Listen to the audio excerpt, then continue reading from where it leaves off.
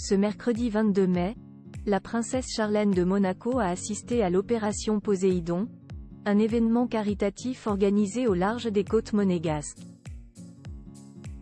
Depuis un bateau, elle a observé l'apnéiste Pierre Frolat récupérer le drapeau à damier du Grand Prix de F1 de Monaco, immergé à 40 mètres de profondeur.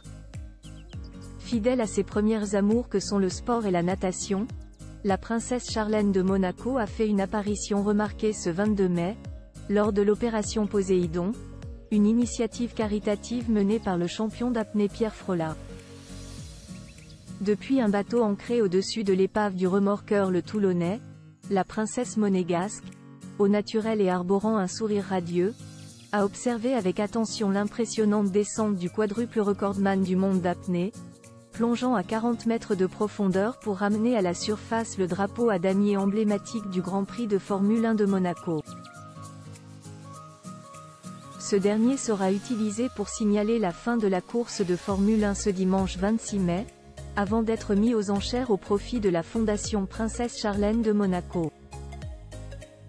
L'opération Poséidon revêt une signification particulière pour la princesse et sa fondation, qui lutte contre la noyade et promeut l'éducation des enfants par le sport.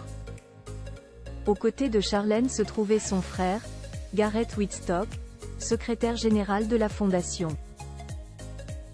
Les fonds récoltés par la vente aux enchères du drapeau permettront de financer divers projets éducatifs et de prévention, comme l'ont souligné nos confrères des Histoires royales. D'autres personnalités, dont des pilotes de Formule 1, étaient présentes, témoignant du rayonnement et de l'impact de cette initiative. Photo Charlène et Albert de Monaco en famille sur le podium du E-Prix Charlène de Monaco. Nageuse multi-médaillée. Cet événement marquant a également permis à Charlène de Monaco de se reconnecter avec le monde sportif, une passion qu'elle cultive depuis son enfance passée en Afrique du Sud.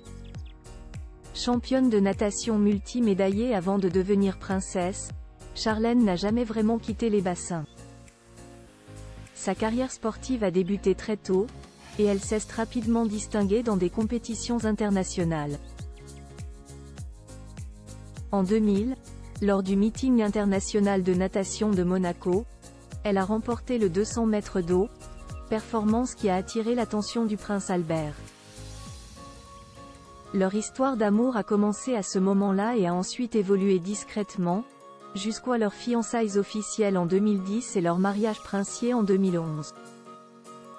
JACOVIDESMOREAU